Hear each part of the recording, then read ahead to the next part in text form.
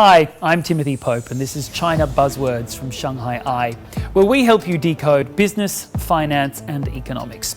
This time, we're talking overcapacity. It's a term that's been thrown around a lot recently during the visits to China by US Treasury Secretary Janet Yellen and German Chancellor Olaf Sholtz. It was also a top issue when China's Commerce Minister Wentao visited Europe this month. In its simplest sense, overcapacity or excess capacity is being able to produce more of something than the market wants. What the US and Europe say they're worried about is this happening in China's green energy and green technology sectors: electric vehicles, lithium-ion batteries, solar panels, and more.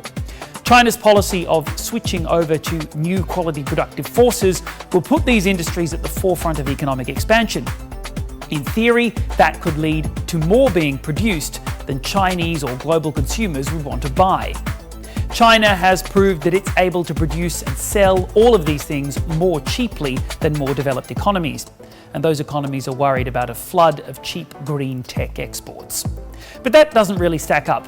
China's exports of solar panels, EVs, and batteries combined did grow nearly 30% last year and was worth more than 1 trillion yuan, but it still only accounted for 4.5% of total exports.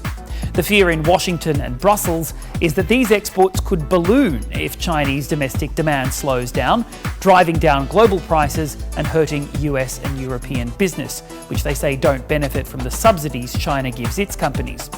During his China visit this week, German Chancellor Olaf Sholtz said Europe and China need fair competition with no dumping and no overproduction. President Xi Jinping's response to that was to say that China's green tech and EV exports have helped ease global inflation and enable the world to make a more affordable green transition and tackle climate change. Other Chinese officials have recently declared accusations of overcapacity and industry subsidies baseless. That's what Commerce Minister Wentao told a gathering of Chinese EV firms in Europe. His line was that China's just got a more competitive and efficient industry, and any overcapacity will be dealt with by market forces.